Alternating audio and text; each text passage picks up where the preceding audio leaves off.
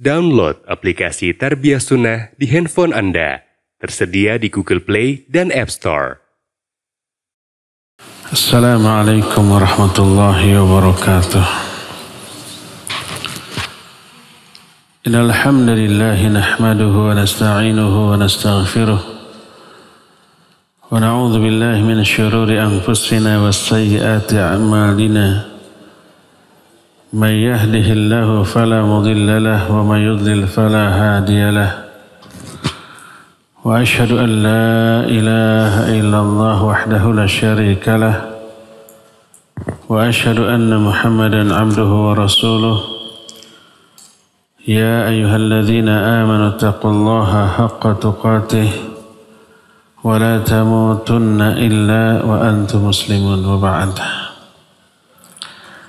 Hadirin sidang jamaah Masjid Agung Al-Ukhuwah yang Allah muliakan. Alhamdulillah kembali kita berjumpa untuk menjelaskan amalan-amalan yang mengundang turunnya maghfirah atau ampunan dari Allah Azza wa Jalla. Kita sudah menjelaskan beberapa amalan penghapus dosa di antara tauhid. Dan poin terakhir yang kita bahas kemarin adalah sholat dengan semua amalan yang berkaitan dengan sholat. Sejak mulai wudhu, melangkahkan kaki ke masjid, sholat tahiyatul masjid, sholatnya itu sendiri dan wirid ba'da sholat, zikir ba'da sholat juga menghapus dosa. Kita teruskan ke poin berikutnya. Salah satu amalan pengundang maghfirah adalah menjaga lisan. Hanya digunakan untuk kebaikan, berbicara tauhid, berbicara tentang ilmu, belajar atau mengajarkan ilmu, amar ma'ruf nahi munkar, memberi nasihat, membaca Al-Quran, berzikir, berdoa, itu. Dan jaga mulut ini dari keburukan. Siapa yang demikian, maka Allah akan beri dua hal. Diberi hidayah itu orang, diberi taufik, dan diberi ampunan atau maghfirah. Kalau menggunakan lisan untuk berbuat dosa, untuk melanggar larangan Allah seperti dusta, seperti ghibah, seperti mencela, menghina, memberikan gelar-gelar yang buruk. Kalau itu semuanya mengundang dosa, maka sebaliknya menggunakan lisan untuk kebaikan mengundang ampunan. Abu Hurairah radhiyallahu anhu mengatakan bahwa Rasul sallallahu alaihi wasallam bersabda, "Man qala," bukan Abu Hurairah, Mu'adz bin Jabal radhiyallahu anhu. Berkata Nabi sallallahu alaihi wasallam, "Ala ukhbiruka bimalaki dzalika kullihi?" Mau enggak aku beritahukan kepada kalian tentang satu amalan yang menjadi kunci tertutupnya menutupnya keburukan, kunci terbukanya kebaikan. Kata Mu'adz, aku menjawab, bala, iya. Bala ya Nabi Allah, ya saya mau. Fa'akhadha bilisani. Lalu Nabi SAW memegang lisannya lalu berkata, Kuffa alaika hadha. Jaga lisan ini olehmu. Maka aku berkata, kata Mu'adz, ya Nabi Allah, wa inna la mu'akhadhuna bima natakallamu bih. Wahai Nabi Allah, apakah kita akan diazab karena ucapan-ucapan kita? Omongan kita ini bisa mengundang azab gitu? Maka menjawablah Rasul sallallahu alaihi wasallam, "Thaqilatka ummuka ya Mu'adz, wa hal yukabbun nasu fin nari ala wujuhihim aw ala manakhirihim illa hasaidu alsinatihim." Thaqilatka ummuk maksudnya ibumu kehilanganmu, artinya kasihan ibumu memiliki anak yang salah faham tentang seperti kamu. Ini disebut kalimat tasyaffuq wa tarahum, kalimat yang mengungkapkan rasa kasihan orang yang berbicara kepada yang diajak bicara. Duh, kasihan kamu, gak faham urusan ini, gitulah.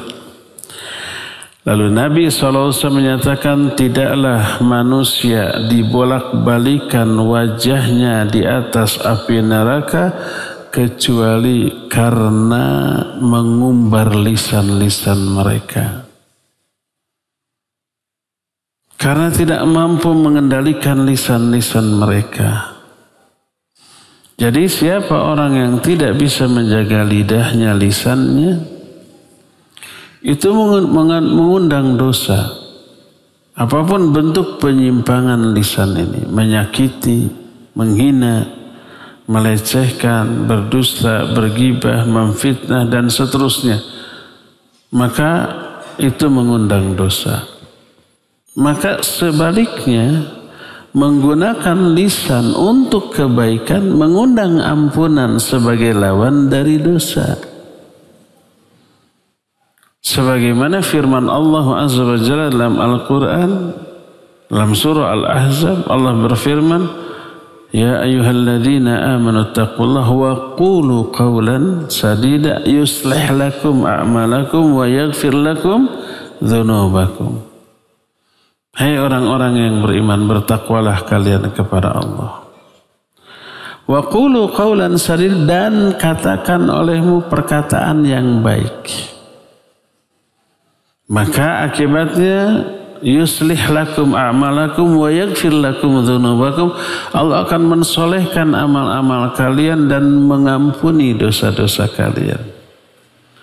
Mensolehkan amal kalian maksudnya memberikan hidayah agar kalian beramal soleh. Sebagaimana penjelasan Imam Ibnu Katsir, yuslih lakum maknanya yuwaffiqkum lil a'mali sholihah. Allah akan berikan taufik kepada kalian untuk beramal soleh, wa yaghfir lakum dzunubakum, dan akan memberikan maghfirah atau ampunan atas dosa-dosamu. Satu aksi, dua balasan. Aksinya berkata yang baik, wa qulu qawlan sadida. Contoh qawlan sadida itu baca Al-Quran, berzikir, berdoa, belajar mengajarkan ilmu, amar ma'ruf nahi munkar, berdakwah atau memberi nasihat, atau menghibur orang lain dengan hiburan yang tidak mengandung unsur pelanggaran terhadap syariat, membuat orang lain senang, bukan ngelawak, bukan. Bikin orang senang, bukan melawak, bukan. Nah, itu semua qaulan sadida. Ada dua balasan yang Allah berikan, diberi taufik untuk beramal soleh dan diberikan ampunan. Oleh karena itu, salah satu amalan pengundang ampunan Allah adalah menjaga lisan, hanya berkata yang baik. Kenapa menjaga lisan ini bisa menurunkan ampunan, mengundang turunnya ampunan? Pertama, menjaga lisan ini wujud nyata aplikasi dari keimanan. Kata lain dari tauhid, dan kita sudah jelaskan tauhid itu penghapus dosa yang sangat besar. Wujud tauhid, wujud keimanan, salah satunya menjaga lisan. Man kana yu'minu billahi wal yawmil akhir falyaqul khairan aw liyasmut. Siapa orang yang beriman kepada Allah dan hari akhir maka berbicaralah yang baik atau diam. Kalau bicaranya enggak baik, dia ngomong tentang keburukan sehingga menyakiti orang, imannya tergerus tuh. Imannya terkikis, imannya hilang. Wallahi la yu'minu, wallahi la yu'minu, wallahi la yu'minu. Demi Allah tidak beriman. 3 kali menyatakan begitu. Ditanya, man ya Rasulullah? Siapa? Beliau menyatakan, alladzi la ya'manu jaruhu bawa'iqahu. Orang yang suka nyakiti tetangga, mengganggu tetangga. Salah satu termasuk dengan lisannya. Ngomongnya nyelekit, bikin orang sakit hati, imannya kata Nabi SAW tidak ada. Dan iman adalah kata lain dari tauhid. Dan tauhid penghapus dosa. Ini yang menyebabkan bahwa menjaga lisan ini penghapus dosa. Kedua, penyebab bahwa menjaga lisan ini menghapus dosa karena menjaga lisan ini salah satu bentuk al-hasanat, kebaikan. Sedangkan semua jenis kebaikan menghapus dosa. Sebagaimana Al-Quran surah Hud ayat 114. Allah berfirman, innal hasanati yudhibnas sayyi'at. Sesungguhnya kebaikan-kebaikan bisa menghapus dosa-dosa. Seluruh jenis kebaikan apapun, termasuk kita masang wajah yang ramah, talaqatul wajh, kepada orang sehingga membuat orang senang, itu juga menghapus dosa. Apalagi dengan disertai ucapan yang menyenangkan. Apalagi ucapan itu sebaik-baik ucapan, seperti membaca Al-Quran, berzikir, mengatakan la ilaha illallah, itu al-hasanatul kubra, kebaikan yang sangat besar. Maka menghapus dosa yang jumlahnya sangat besar juga. Makanya Allah Azza wa Jalla melisan Rasulnya sallallahu alaihi wasallam memerintahkan kita, kalau kita sudah berbuat dosa, maksiat, keburukan, cepat-cepat ikuti dengan kebaikan. Apapun bentuk kebaikan itu. Maka kebaikan itu bisa menghapus dosa keburukan tadi. Sebagaimana sabda beliau, wa atbi'is sayyi'atal hasanah tamhuha. Ikuti keburukan dengan kebaikan, maka kebaikan itu akan menghapus dosa keburukan tadi. Hadis itu riwayat Imam At-Tirmidzi dan Imam Ahmad dengan sanad yang sahih. Ini alasan kedua kenapa perkataan yang baik atau menjaga lisan itu bisa menghapus dosa.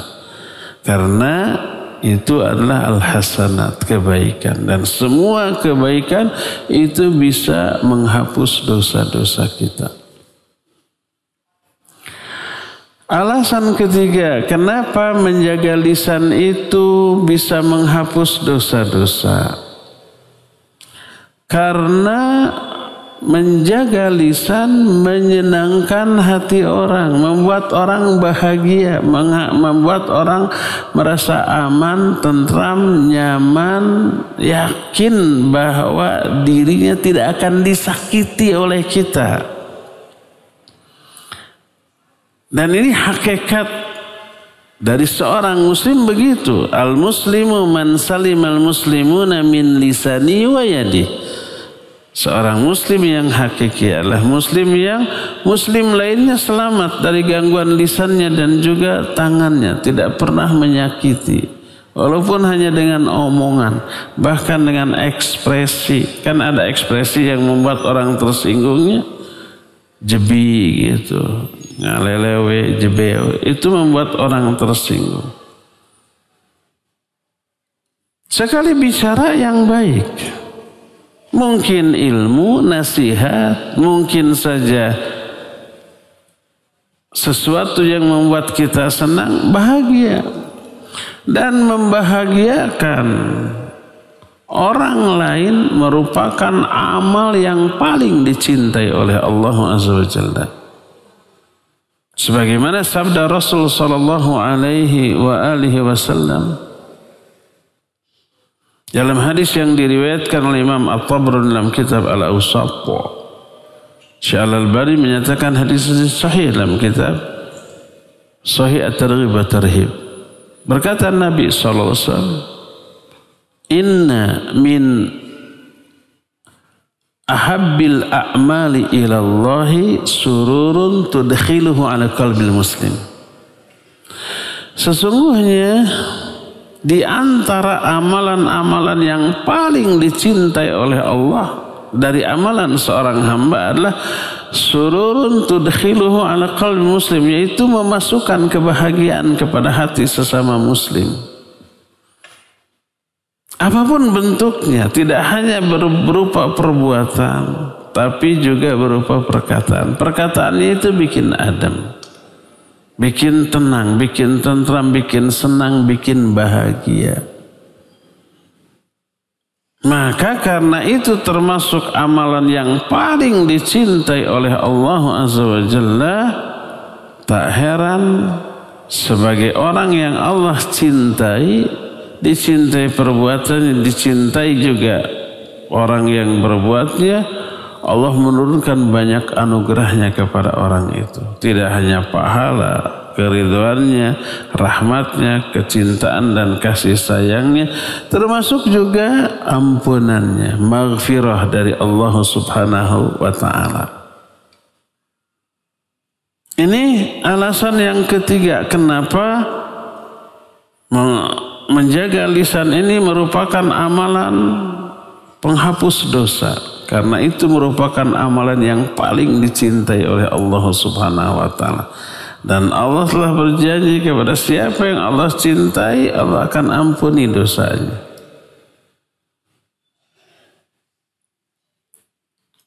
Alasan keempat, ada amalan lisan tertentu yang apabila dilakukan menyebabkan turunnya ampunan Allah Azza wa Jalla. Semua zikir, semua bacaan Al-Quran itu menghapus dosa. Apalagi istighfar. Istighfar isinya apa? Istighfar itu isinya permintaan ampunan. Astaghfirullahaladzim, aku minta ampunan kepada Allah yang Maha Agung. Iya itu mah nanti akan dibahas tersendiri. Tapi ada zikir doa tertentu yang isinya bukan minta ampunan, tapi mengakibatkan diberikan ampunan oleh Allah Azza wa Jalla. Banyak. Di antaranya nih, amalkan nanti malam. Pada waktu akan tidur ada zikir yang apabila dibaca menyebabkan Allah Azza wa Jalla akan menghapus dosanya, walaupun dosanya itu sebanyak buih di lautan. Dan ini bisa kita lakukan tiap hari, tiap malam menjelang tidur.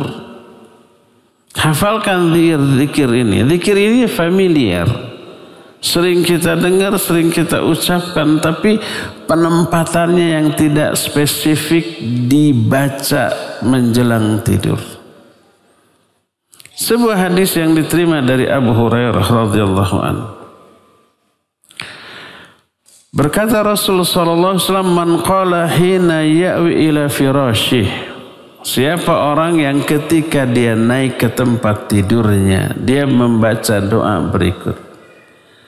Doa ini sering kita dengar. Zikir bukan doa. Apa isi zikirnya? La ilaha illallah wahdahu la syarikalah. Lahul mulku walul hamdu wa huwa ala kulli syai'in qadir. Wa la hawla wa la quwwata illa billah. Subhanallah walhamdulillah wa la ilaha illallah wallahu akbar. Tuh, sering kita dengarkan? Nggak ada yang asing, familiar. La ilaha illallah wahdahu la syarikalah. Lahul mulku walul hamdu wa huwa ala kulli syai'in qadir. Wala haula wala quwata illa billah. Terus subhanallah walhamdulillah wa la ilaha illallah wallahu akbar. Siapa orang yang ketika mau tidur membaca zikir ini, ghufirat lahu dzunubuhu wa in kanat misla zabadil bahr. Maka akan diampuni semua dosa-dosanya walaupun dosa itu sebanyak buih di lautan. Hadis ini diriwayatkan Imam Ibnu Hibban, Imam Ibnu Sunni dengan sanad yang hasan. Syekh Al-Albani memasukkan dalam silsilah al-hadis as-sahihah. Maka hafalkan doa ini, zikir ini baca menjelang sholat, menjelang tidur. Bukan hanya sekedar bismika Allahumma amutu wa ahya, ya itu juga dibaca. Tapi baca juga zikir la ilaha illallah wa la syarika lah, lahul mulku wa lahul hamdu wa huwa ala kulli syai'in qadir. Wa la haula wa la quwata illa billah. Subhanallah walhamdulillah wa la ilaha illallah wallahu akbar. Sekali ya sekali cukup. Maka dosa-dosa kita diampuni walaupun sebanyak buih di lautan. Enteng tapi bangga. Enteng itu mudah, bangga itu besar. Bukan bangga proud, bukan. Tapi maksudnya besar fadilahnya, keutamaannya, keagungannya karena dosa sebanyak buih di lautan terampuni. Ini yang pertama. Kedua, masih tidur nih. Tengah malam kita suka lilir kan? Lilir itu tidak ada terjemahannya. Lilir itu bangun sebentar, ya enggak? Terus tidur lagi, itu namanya lilir. Dalam bahasa Indonesia mah terbangun paling gitunya. Kalau dalam bahasa Sundanya terbangun kahudangkeun, beda dengan lilir. Ketika malam, tengah malam kita lilir, ingat ya ingat. Apalagi kalau mimpinya jelek lagi ya. Ada zikir. Mau mimpi jelek, mau tidak. Mau mimpi bagus, mimpi jelek, umpamanya dikejar-kejar orang gila. Tapi mau lari, beratnya bukan mainnya. Ada singa mengejar kita. Wah, lari berat. Ada pohon, naik ke atas pohon. Singa nggak bisa naik. Kalau dia dikejar macan, jangan coba-coba naik. Macan jagonya tuh. Di pohon ada ular, piton. Mengerikan. Akhirnya kita terbangun, lilir. Ada zikir, ada doa. Itu hanya sekedar contoh. Mau mimpi, mau tidak. Mau mimpi bagus, mau mimpi jelek. Mungkin saja mimpi bagus. Mimpi jadi pengantin baru umpamanya. Pas beres akad, korejate gugah. Teu aya. Lilir. Maka ketika lilir baca zikir yang tadi. Apa yang terjadi? Yang terjadi ya sama. Dia akan diampuni dosanya. Apalagi kalau bangun lalu berwudu lalu sholat. Luar biasa. Sebagaimana hadis sahih riwayat Imam Bukhari, Imam Abu Daud, At-Tirmidzi, An-Nasai dan Ibnu Majah dengan sanad yang sahih.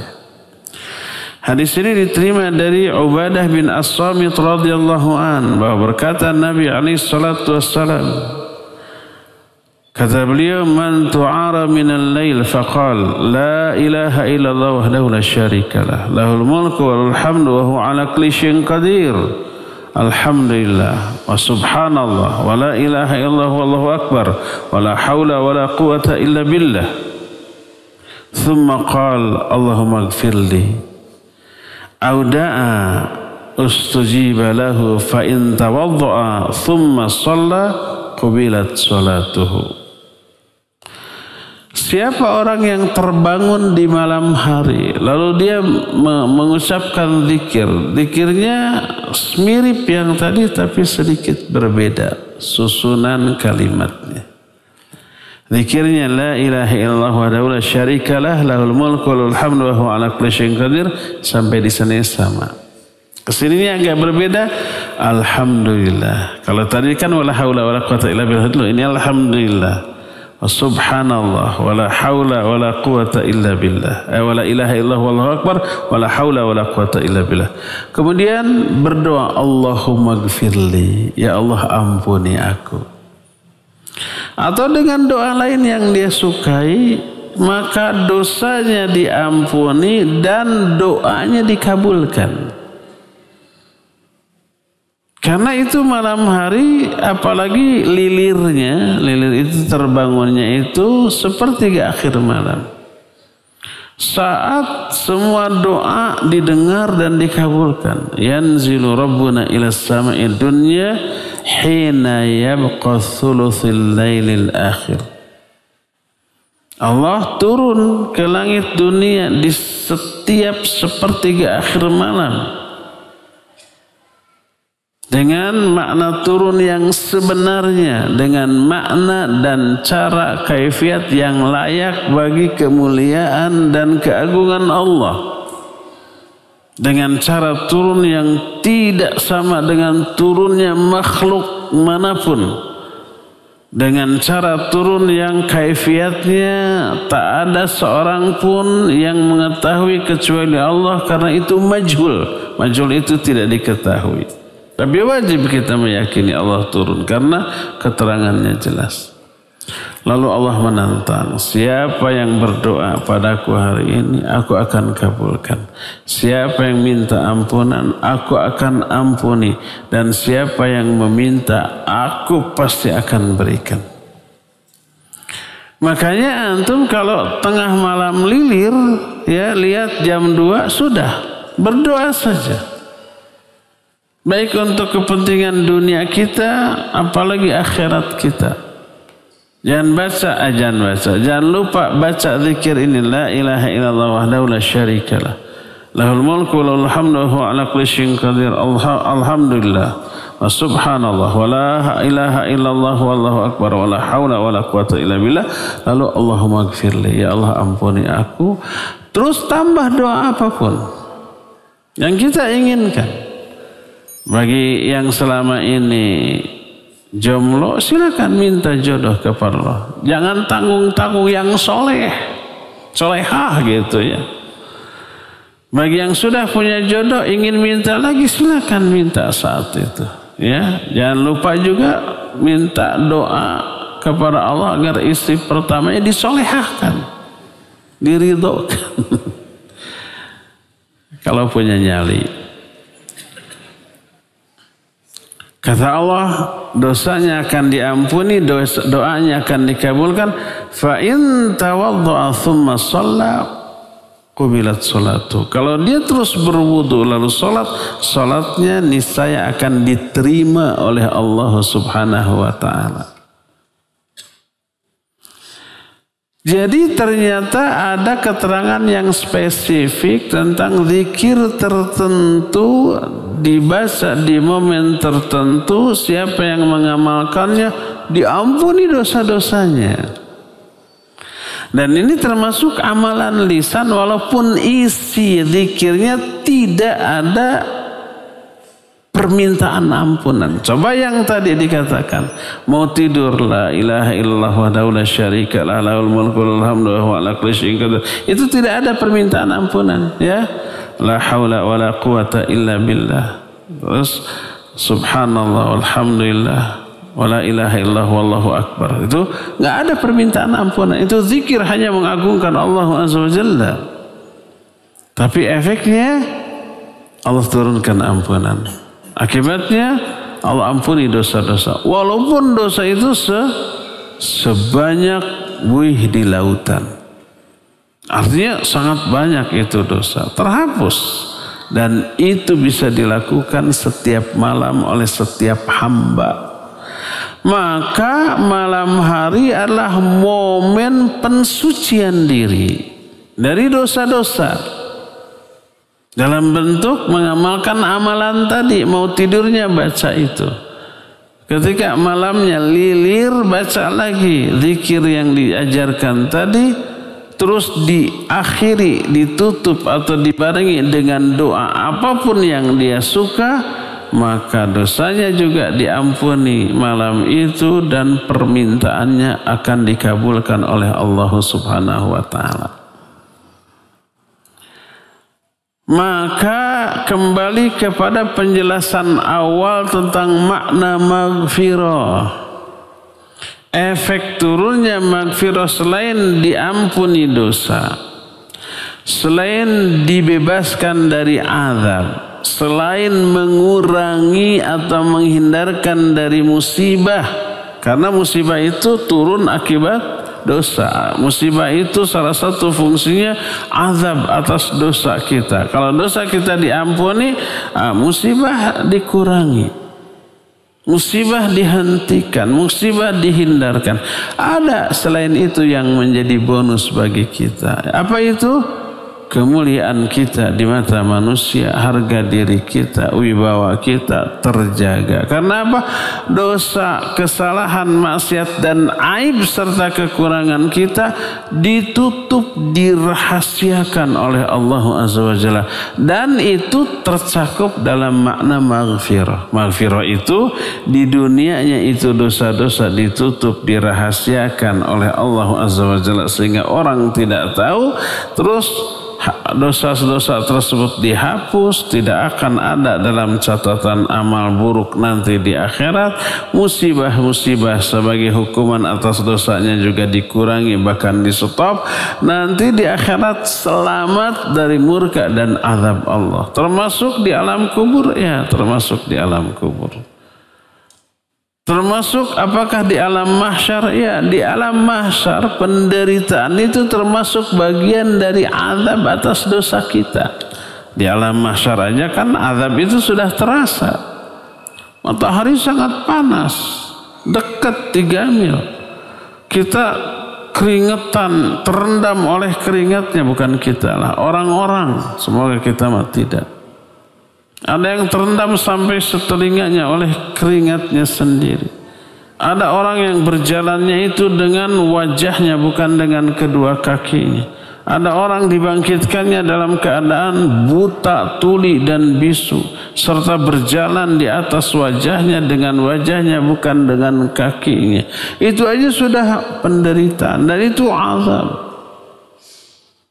Maka orang yang diampuni dosanya akan terlepas di alam mahsyar itu dari penderitaan seperti itu. Ketika orang kepanasan, saking dekatnya matahari, mereka dapat naungan di bawah arsy Allah. Demikian juga ketika dibagi buku catatan amal, mereka menerima dengan tangan kanan dengan sumringah. Fa amma man utiya kitabahu biyaminihi fayaquluha umqra'u kitabiyah inni dhanantu anni mulaqin hisabiyah fahuwa fi 'ishatir radiyah. Jadi begitu diterima, senang baca buku saya, sumringah dia gitu kan. Ketika ditimbangnya juga lebih berat ke amal baik, dia sumringah. Jadi terlepas dari penderitaan seperti itu di akhiratnya sampai berakhir ke surganya. Oleh karena itulah maka jangan abaikan amalan penghapus dosa.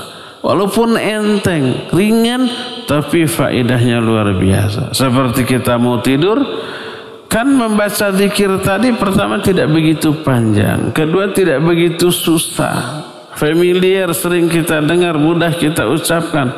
Ketiga, tidak berat, tidak capek. Membaca zikir tadi tidak membuat nafas kita tersengal, terengah-engah, tidak membuat kita tiba bergeg, tiba perkat, tidak membuat kita keringetan, tidak membuat kita harus keluar uang, nggak perlu wifi, nggak perlu kuota lagi.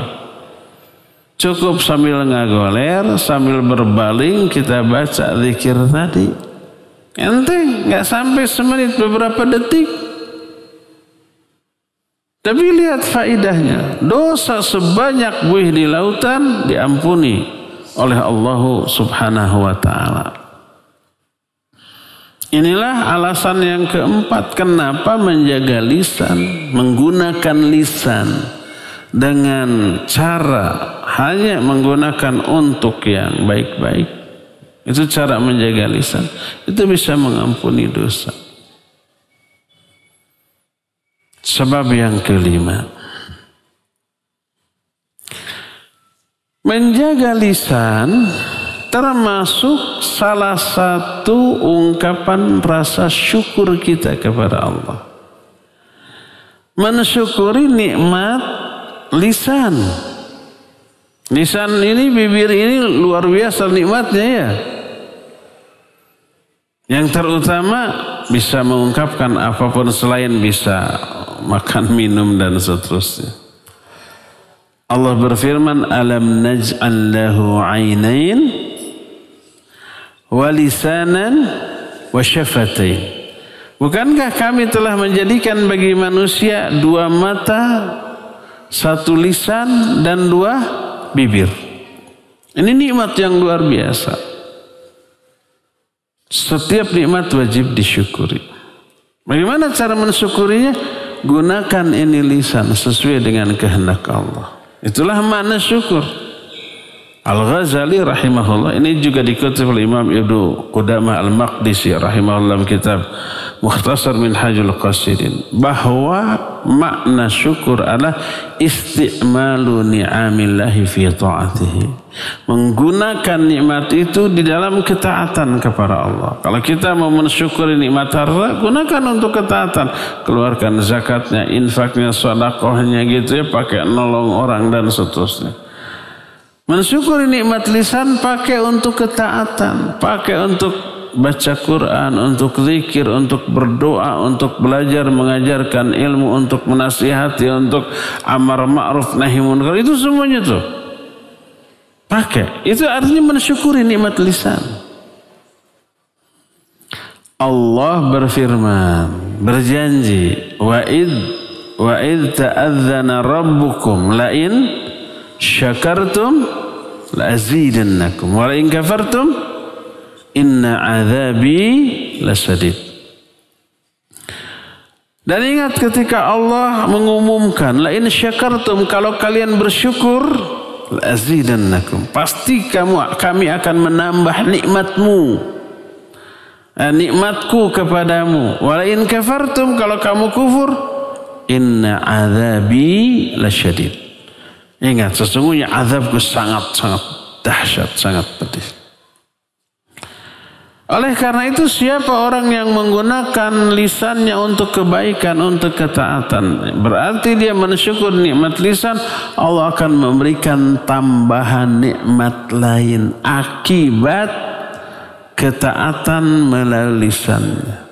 Salah satu di antara nikmat tambahan atas syukur oleh lisan adalah ampunan. Selain pahala, selain rahmat, selain ridho Allah, kasih sayang Allah, ampunan Allah juga datang kepada orang itu. Sesuai dengan janji, la in syakartum la azidannakum. Dan ampunan ini adalah sebesar-besar nikmat yang Allah berikan kepada manusia. Karena dengannya, dengan ampunan ini terlepas dari murka dan azab Allah. Allah berfirman dalam Al-Quran tentang anugerah atau nikmat yang Allah berikan kepada Nabi kita Muhammad SAW. Allah menyatakan, inna fatahna laka fatham mubina liyaghfira laka Allahu ma taqaddama min dzambika wa ma ta'akhkhar wa yutimma ni'matahu 'alaika wa yahdiyaka siratan mustaqima. Kata Allah, liyaghfira laka Allahu ma taqaddama min dzambik. Allah akan mengampuni dosa kamu, baik yang dulu maupun yang akan datang. Dosa-dosa Nabi yang lalu sudah dihapus, yang akan datang belum dilaksanakan, tapi jaminan ampunnya sudah ada. Terus kata Allah menyatakan, wal yutimma ni'matahu, dan Allah ingin menyempurnakan nikmat Allah kepadamu dengan ampunan tadi. Tak sempurna nikmat tanpa ampunan. Apalagi kita pernah bahas di Pusdai bahwa pertanyaan yang akan diajukan ketika hisab itu salah satunya adalah pertanyaan tentang nikmat. Tsumma latus'alunna yaumaidin anin naim. Kemudian kamu pada hari kiamat nanti benar-benar akan ditanya tentang semua kenikmatan. Kalau tidak disyukuri, diazab. Maka seluruh kenikmatan takkan sempurna tanpa ampunan Allah. Nikmat banyak ternyata ke neraka, diazab. Wal'iyadzubillah. Untuk apa? Musnah semua kenikmatan. Tapi kalau kenikmatan tersebut disertai dengan ampunan, sempurnalah nikmat itu. Dia terlepas dari murka, azab dan siksa Allah Subhanahu wa ta'ala. Maka penyempurna seluruh kenikmatanlah ampunan. Maka berdasarkan hal itu, kesuksesan dalam hidup hanya bisa diraih dengan dua hal. Dijauhkan dari azab, dari siksa neraka, dapat nikmat surga, sukses sudah hidup. Faman zuhziha anin nar wa udkhilal jannah faqad faza. Siapa orang yang dijauhkan, diselamatkan dari api neraka dan dimasukkan ke dalam surga, sungguh dia telah sukses, telah berbahagia, telah jaya. Itulah 5 alasan kenapa menjaga lisan itu bisa menghapus dosa. Maka ingat ikhwah, jaga lisan. Hanya dipakai untuk kebaikan, untuk yang manfaat, untuk yang sesuai dengan peruntukannya, ketaatan kepada Allah, dan jaga dari semua keburukan. Maka insya Allah kita akan selamat. Sebagaimana peribahasa, ini peribahasa bukan hadis, menyatakan salamatul insan fi hifdzil lisan. Keselamatan seseorang sangat tergantung pada pemeliharaan lisannya, ya. Ya, cukup sampai di sini saja kajian kita di pagi hari ini. Salah satu amalan yang mengundang turunnya ampunan dari Allah adalah menjaga lisan. Semoga Allah memasukkan kita ke dalam golongan orang-orang yang Allah anugerahi hidayah untuk menjaga lisan, sehingga kita semua selamat dari murka dan azabnya. Wassallallahu ala nabiyina Muhammadin wa ala alihi wa ashabihi wassalam. Ya, kita masuki sesi tanya jawab. Persilakan. Pertanyaan pertama. Assalamualaikum Ustaz. Waalaikumsalam. Menurut orang tua saya ini anak yang tersesat semenjak kenal sunnah. Mereka terdoktrin ustadz-ustadz dan kiai yang selalu menebar fitnah Wahabi. Sampai orang tua saya sering ngajak untuk diskusi dengan pakar. Bagaimana beliau untuk meluruskan saya kembali, katanya. Bagaimana sikap saya selama ini? Saya diam karena takut tidak bisa menjaga lisan dan di hadapan orang tua saya. Juga saya takut terkena syubhat jika saya dipertemukan dengan ustaz mereka. Iya, barakallahu fiik. Mungkin pertanyaan ini mewakili banyak orang, tidak hanya satu. Jangankan kita, Nabi SAW dianggap sesat. Al-Quran menyatakan, ketika ahli neraka masuk ke dalam neraka, para malaikat penjaga neraka menyatakan, alam ya'tikum nadhir, bala, walakin kadzabna. Wa qulna ma nazzalallahu min syai'in antum illa fi dhalalin kabir. Ketika ahli neraka masuk neraka, ditanya oleh malaikat, apakah dulu belum datang pemberi peringatan kepada kalian? Dia jawab, iya. Tapi kami dustakan. Kami berkata, ini enggak benar ini. Allah enggak nurunkan masalah ini. In antum illa fi dhalalin kabir.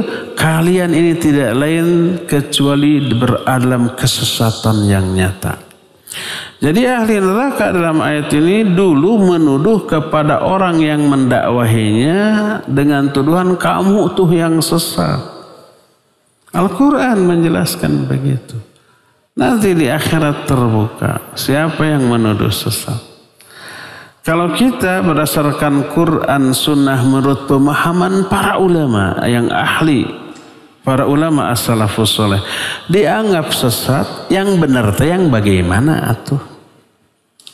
Kalau Quran Sunnah yang difahami oleh ahlinya para ulama as-salafus soleh dianggap sesat, terus yang benar tuh menurut para filosof gitu, menurut para ahli hawa nafsu gitu, menurut adat istiadat budaya kebiasaan setempat gitu, nggak bisa. Al-haqqu min rabbik fala takunanna minal mumtar. Kebenaran dari Allah, Quran Sunnah yang difahami oleh ahli. Jadi setiap yang berpegang teguh kepada Quran Sunnah dituduh sesat dia. Nabi Muhammad SAW dituduh sesat. Semua para nabi dituduh sesat. Tapi nanti di akhirat mereka terang-terangan, dulu kami menuduh sesat. In antum illa fi dhalalin kabir. Kalian ini tiada lain kecuali berada dalam kesesatan yang nyata. Tidak aneh. Termasuk para ustadz, iyalah dadangkotnya. Termasuk saya, iya banyak yang menuduh sesat. Tapi itu sunnatullah. Selama kita berpegang teguh kepada kebenaran, tak akan pernah kita kosong dari gangguan dan godaan. Apa yang harus kita lakukan? Sabar. Ya. Berkata Rasul sallallahu alaihi wasallam, "Innal Islama bada'a ghariban wa sayaudu ghariban kama bada'a fatuba lil ghuraba."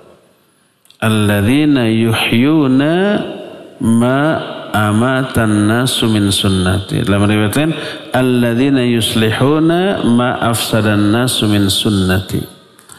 Islam awalnya dianggap aneh, asing, dianggap sesat, dan kelak di akhir zaman akan dianggap aneh, asing, sesat seperti awalnya.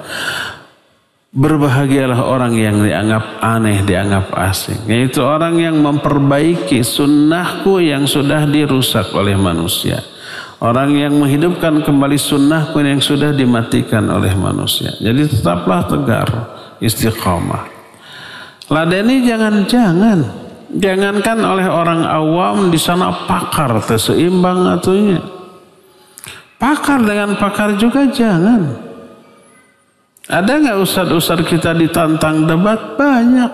Ada yang memenuhi, ada, tapi berakhir buruk, tambah buruk daripada sebelumnya. Nggak pernah perdebatan, apalagi dihadiri oleh orang banyak gitunya, supporter masing-masing. Wow, supporternya itu yang lauk buruk wilumijah tuh. Ini mestinya sesama orang berilmu, dengan iman, dengan adab, dengan akhlak. Ini orang awamnya ikut, wah, pas giliran ustadz yang didukungnya didukung, pas giliran ustadz yang itu disoraki, jadi nggak dengar hujahnya. Janganlah deni. Itu ibarat api. Apabila kita kasih bensin, kasih kayu bakar, akan semakin besar nyalanya dan lama. Kalau dibiarkan, biarkan, nanti padam sendiri. Untuk memadamkan api nggak perlu dibiarkan usaha gigi, biarkan saja sampai habis kayu bakarnya, padamlah apinya. Tapi kalau kita kasih kayu bakar, kasih bensin, kasih minyak tanah, apalagi minyak tanah mahal, kemudian jarang, jangan dibuang-buang energi kita, biarkan, senyumin aja ya. Dulu para nabi tidak lepas dari celaan, dari hinaan, dari tuduhan sesat, tuduhan tukang sihir, tuduhan pendusta, ya. Semua tuduhan itu bertolak belakang dengan faktanya. Apalagi kita, ya, sabar, jangan diladeni. Sebaliknya tunjukkan hasil ngaji. Saya yakin sering-sering saya ungkapkan, kalau hasil ngaji terasa manfaat oleh keluarga, nggak akan menuduh sesat. Hasil ngaji gimana? Coba jam 3 bangun. Tahajud. Sebelum subuh sudah selesai, coba semua pekerjaan di rumah bereskan sebelum ayah dan ibu kita bangun. Ada piring kotor dicuci, ya. Ada nasi dan lauk-lauk kemarin dihangatkan, dipanaskan dulu ya. Ada cucian orang tua, kita cuci, beres-beres. Orang tua bangun sudah beres semuanya. Kita punya adik, dibimbing ya pelajarannya dan seterusnya. Ramah perhatian ke orang tua dan ke tetangga. Kalau hasil ngaji kayak gitu akan dituduh sesat enggak? Enggak, pasti seneng gitu. Enggak ada orang yang lapor ke kiainya, anak saya sesat setelah ngaji. Gimana sesatnya? Bangun jam 3 tahajud coba.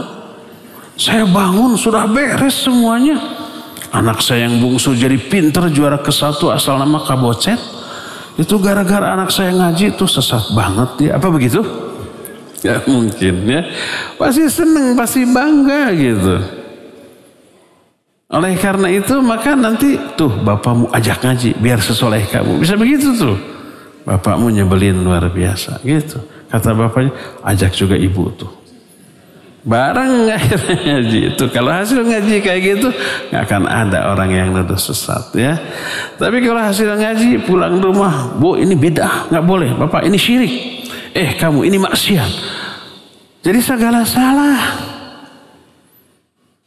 Ya pokoknya mah tidak membuat nyaman. Ya pastilah nuduh. Kamu kesurupan jin mana? Kan gitu ya. Datang-datang nyalahin orang.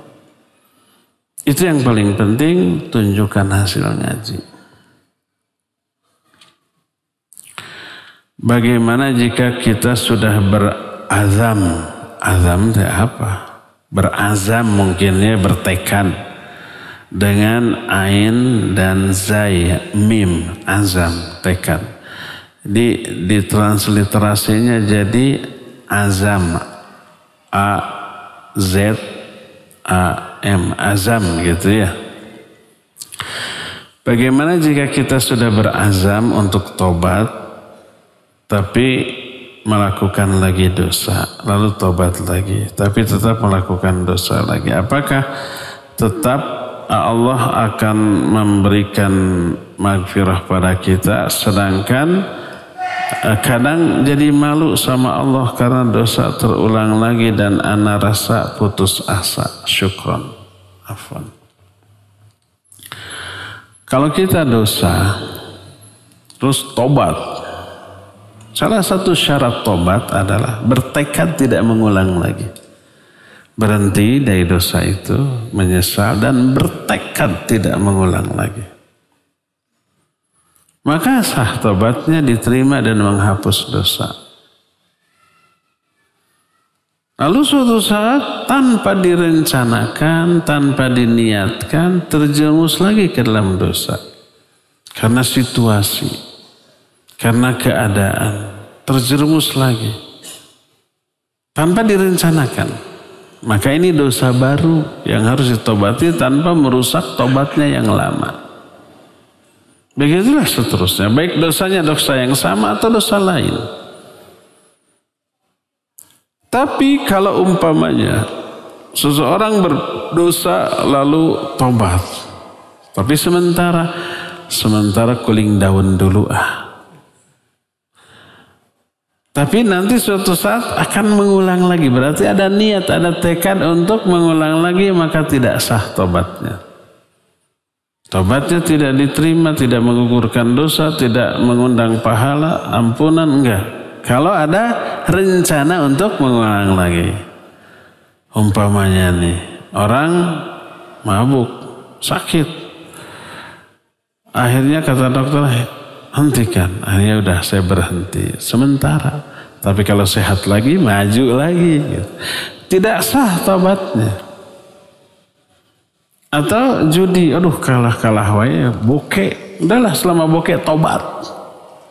Tapi nanti kalau muncul rezeki lagi, pasang lagi. Tidak sah tobatnya, tidak diterima tobatnya, tidak menghapus dosa-dosanya. Ya, Tapi kalau sekali lagi seperti tadi, taubatnya benar, sudah bertekad tidak mengulang lagi. Tanpa sengaja terjebak pada situasi yang menyebabkan kita terjerumus lagi, yaitu dosa baru yang harus ditobati tanpa merusak taubatnya yang lama. Karena taubat yang lama sudah memenuhi syarat-syarat taubatan nasuha, yaitu bertekad tidak kembali, berhenti, menyesal, minta maaf ke orang kalau itu dosanya ke orang, dilakukan sebelum sakarat, sebelum matahari terbit dari barat, dan ikhlasnya sudah sah, tobatnya menghapus dosa. Adapun tanpa sengaja terjerumus lagi, tanpa direncanakan, itu dosa baru yang wajib ditobati lagi.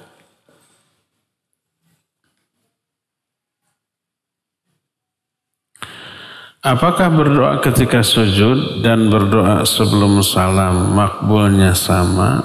Sama-sama makbul, tapi lebih utama ketika sujud. Lebih utama. Bagaimana tata cara berdoa sebelum salam yang sesuai syariat? Ya, setelah kita umpamanya wa min fitnatil masihid dajjal, sudah berhenti sampai di sana. Sebelum salam kita nambah dengan doa lain. Imam Ibnu Hajar al-Asqalani dalam kitab Bulughul Maram menambahkan doa dari Abu Bakar As-Siddiq radhiyallahu anhu. Abu Bakar berkata, "Ya Rasulullah, alimni du'aan ad'u bihi fi salati." Wahai Rasulullah, ajarkan kepadaku satu doa yang aku bisa baca doa itu dalam salatku. Lalu Nabi SAW mengajarkan, "Qul," katakan olehmu, "Allahumma inni zalamtu nafsi zulman katsira wa la yaghfiru dzunuba illa ant, faghfir li maghfiratan min 'indik warhamni innaka antal ghafurur rahim." Hadis ini sahih riwayat Imam Bukhari dan Imam Muslim. Imam Ibnu Hajar mencantumkan hadis ini dalam bab doa ketika tahiyat, ketika tasyahud akhir, sebelum salam. Ini salah satu doa yang dibaca sebelum salam setelah tahiyat akhir. Nah, ini salah satu contohnya. Untuk dosa yang diampuni, apakah termasuk dosa besar? Sumuhun dosa besar.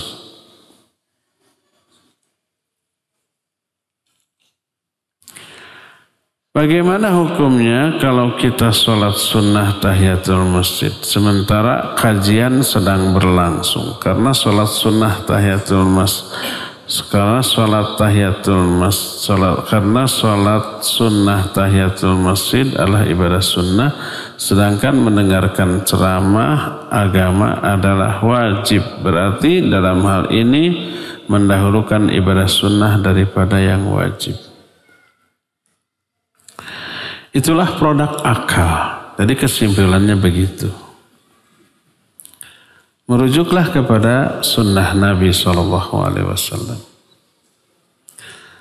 Suatu saat Nabi sedang khutbah Jumat. Mustami jamaah wajib nggak mendengar khutbah? Wajib, bukan sunnah. Datang seseorang masuk masjid, gek, langsung duduk. Nabi sedang khutbah. Beliau bertanya, hal solait rakaatain, apakah kamu salat? Sudah salat 2 rakaat? Dijawab belum. Qum fasolli rakaat. Bangkit kamu salatlah 2 rakaat. Akhirnya orang itu berdiri dan salat 2 rakaat di saat Nabi sedang khutbah.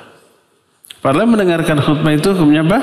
Wajib. Tapi Nabi SAW memerintahkan orang itu salat. Salat apa? Tahiyatul masjid. Dari sini sebagian ulama menyatakan tahiyatul masjid itu hukumnya wajib. Salah satu hadisnya ini, dan hadis riwayat Imam Muslim, "Idza dakhala ahadukumul masjida fala yajlisanna hatta yusalli rak'atain." Apabila salah seorang di antara kamu masuk masjid, jangan duduk sampai dia salat 2 rakaat. Fala yusalliyanna pakai nun taukid. Di akhirnya bukan fala yusalli tapi fala yusalliyanna hatta yajlisa raka'ataini. Ini menunjukkan haramnya duduk sebelum salat 2 rakaat tahiyatul masjid. Sebagian ulama menyatakan wajib tahiyatul masjid, tapi jumhur ulama menyatakan sunnah. Oleh karena itulah maka sunnah Nabi SAW menyuruh orang tahiyatul masjid sebelum duduk walaupun lagi khutbah Jumat. Padahal khutbah Jumat hukumnya apa? Wajib. Dari sini diketahui salah satu kesalahan orang waktu sholat Jumat adalah ketika masuk ke masjid adzan sedang berkumandang, mereka berdiri menunggu adzan selesai. Begitu selesai adzan baru sholat tahiyatul masjid. Salah, keliru. Kenapa? Karena mendengar adzan dan menjawabnya sunnah. Sedangkan mendengar khutbah dari awal hukumnya wajib. Maka ketika dia masuk masjid adzan sedang berkumandang, sholatlah tahiyatul masjid 2 rakaat agar pas imam mengawali khutbahnya dia sudah mendengarkan. Itu kalau Jumatan. Tapi kalau umpamanya selain Jumatan, sholat duhur, asar, maghrib, isya, subuh, masuk masjid sedang adzan, ya dengarkan dulu adzan dan jawab. Itu keutamaan. Sebab seusai adzan kita tidak ada kewajibannya kecuali sholat sunnah. Jadi kalau mendengar khutbah Jumat yang wajib saja, tetap orang itu diperintahkan sholat tahiyatul masjid, apalagi mendengar kajian di luar khutbah Jumat. Maka ikhwan akhwat, kalau sudah masuk masjid untuk menghadiri kajian, lalu kajian sudah dimulai, menunjukkan apa? Ikhwan itu telat. Lenglek talangke hararese kurudi take. Maka nggak apa-apa sholat tahiyatul masjid dulu ya.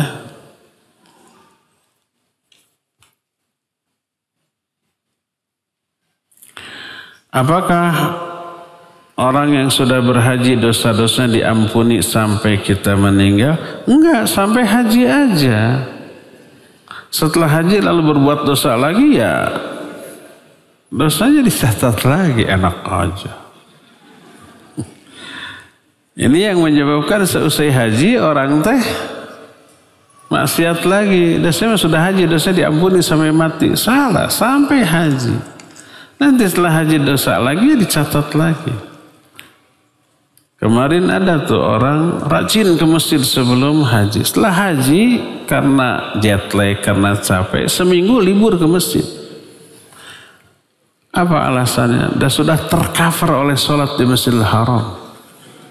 Satu kali sholat di Masjidil Haram pahalanya berbanding berapa? 100.000 kali.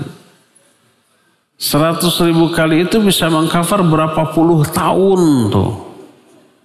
Sedangkan itu baru sekali sholat. Sedangkan saya waktu di Masjidil Haram sehari 5 kali, terus beberapa hari di sana.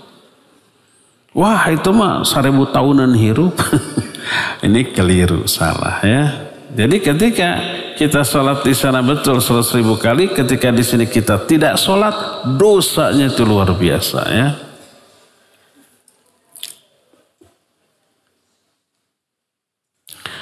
Bagaimana bila seorang suka share ilmu, ngasih tahu kebaikan, ngasih tahu bahwa kita salah, tapi cara ngasih tahunya nyakitin gitu, dan bahasanya nggak enak didengar, dan kadang apa yang dia ucapkan tak sesuai dengan ilmu yang dia share.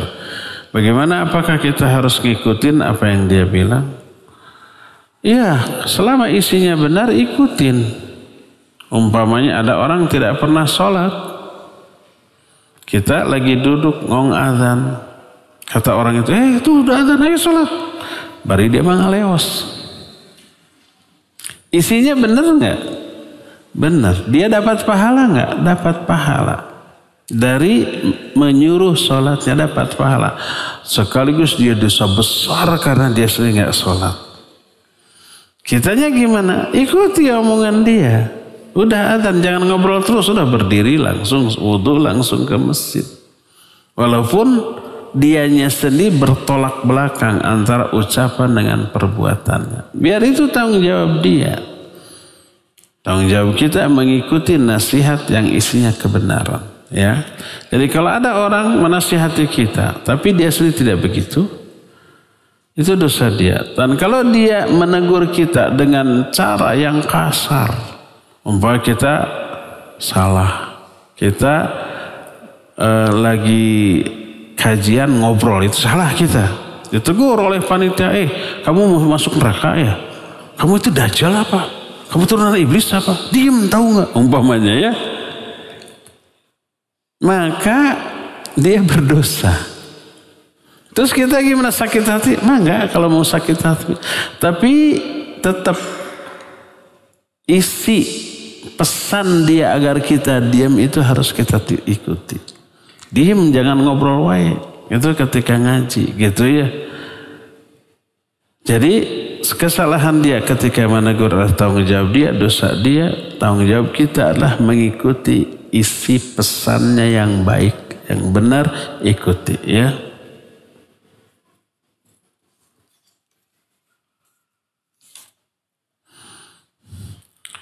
Bagaimana cara tobat dari dosa ghibah? Pertama, berhenti.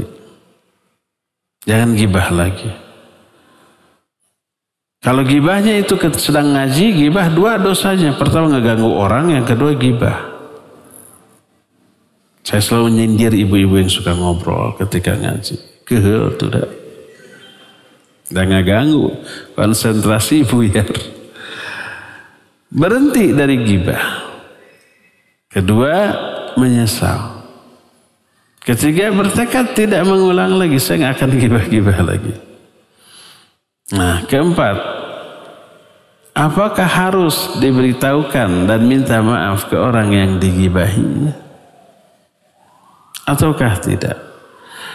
Kalau yang digibahinya tidak tahu bahwa kita gibahi, jangan memberitahukan. Karena memberitahukannya menyakiti dia dua kali dan bisa menimbulkan madarat. Tadinya dia nggak apa-apa, setelah kita lapor, saya kemarin menggibahi kamu, jadi memusuhi. Maka jangan lapor.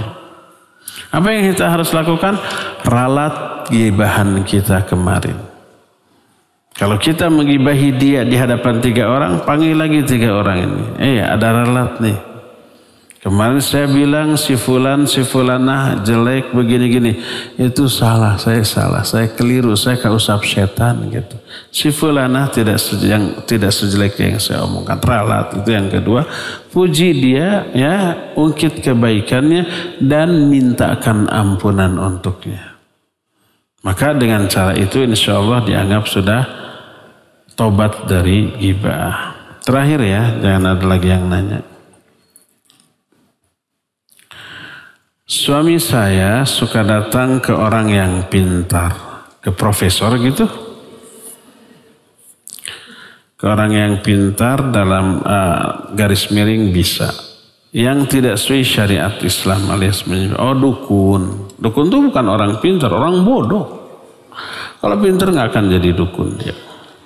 Makanya dukun rata-rata tidak sekolah ya. Ada yang sarjana hukum, gelarnya aja, otaknya sama dengan yang tidak sekolah.